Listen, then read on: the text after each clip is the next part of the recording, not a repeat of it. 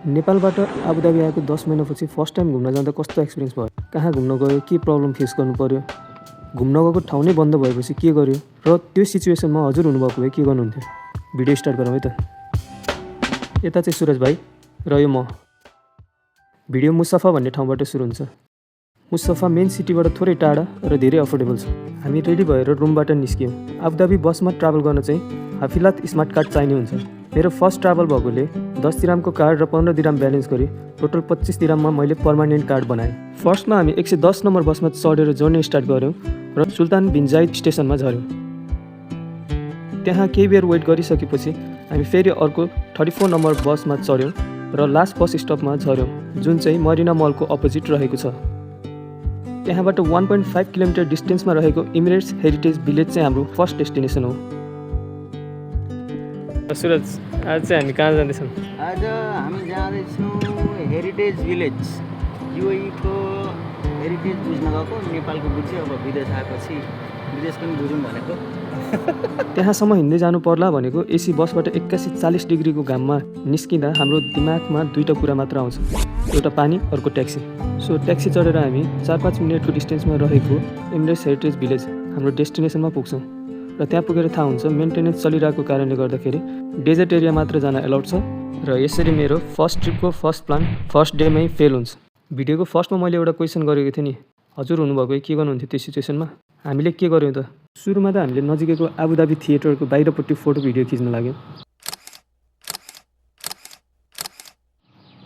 अब त्यत्तिकै फर्किन त बिल्ला हुन्छ भनेर हामीले next destination on the spot plan गऱ्यौँ। आई मिन सुरज भाइले आइडिया लगाउँछन्। हामी इमिरेट्स हेरिटेज भिलेजबाट डाइरेक्ट इमिरेट्स प्यालेस रिसोर्ट गएको भए पनि हुने, इमिरेट्स हेरिटेज भिलेजबाट ब्याक टु मरिना मलको अपोजिट बस स्टपमा आइपुग्छौँ, त्यो पनि फेरि ट्याक्सी नै चढेर। त्यही भएर कहिलेकाहीँ घुम्नु नि पर्छ, बाहिरको माहौल बुझ्न नि पर्छ। Anyway back to the story. त्यसपछि हामी बस चढेर लाग्यौँ इमिरेट्स प्यालेस रिसोर्ट। बसमा जाँदा 3-4 मिनट अगाडि नै बस स्टपमा झर्नुपर्छ। ट्याक्सी वा प्राइभेट भेहिकलहरू चाहिँ भित्र रिसोर्ट इन्ट्रान्ससम्म पुग्छ। कहिलेकाहीँ केही स्पेसिफिक रिजनले इन्ट्री नपाइन सक्छ, लाइक ओभर क्राउड यताउता भयो भनेदेखि। मेन इन्ट्रान्सको स्टाफलाई सोधिसकेपछि हामी भित्रतर्फ लाग्छौँ। Emirates palace Mandarin Oriental, traditional Arabic palace र मोडर्न लग्जरीको पर्फेक्ट ब्लेन्ड, जसलाई फोटो र भिडियोले मात्र चाहिँ जस्टिस गर्न सक्दैन। रियल गोल्डले बनेको आर्किटेक्चरल डिजाइन, यहाँको इन्टेरियर डेकोरेसन, यो सब कुराहरू नजिकबाट हेर्दा एक्सपिरियन्स गर्दा फाइनल्ली वर्थ इट भयो भन्छु म। हामी सबैको लाइफ प्रायः पैसाले नै कन्ट्रोल गर्छ, तर केही कुराहरू हाम्रो हातमा पनि हुन्छ। जस्तै तपाईँले गर्ने डिसिजन तपाईँको हातमा छ। घुम्नलाई, रिफ्रेस हुनलाई धेरै पैसा खर्च गर्नुपर्छ भन्ने पनि हुँदैन। थोरै पैसा खर्च गरेर पनि घुम्न सकिन्छ। रिफ्रेस भयो भने शरीर पनि हेल्दी हुन्छ। शरीर हेल्दी भयो भने काम गर्ने एनर्जी पनि छुट्टी हुन्छ। त्यसैले गर्दाखेरि साथीहरू छुट्टी पाउनुहुन्छ भने कहिलेकाहीँ घुम्ने गर्नुहोस्, रिफ्रेस हुने गर्नुहोस्। र यहाँसम्म भिडियो हेरेर साथ दिनुभएको छ भने लाइक, सब्सक्राइब र कमेन्ट पनि गरिदिनु होला। आज कस्तो भयो घुमाइ? घुमाइ राम्रै भयो। जे होस् तिर्खाले अलिकति अहिले पानी खानु जस्तो भइरहेछ अहिले त, तर overall very good.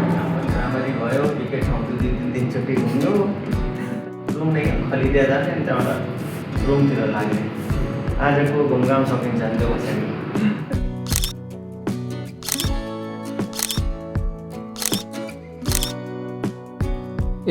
Next affordable destination कहाँ हुनसक्छ भनेर आबुधाबीभित्र हुने साथीहरूले प्लिज कमेन्ट गरिदिनु है।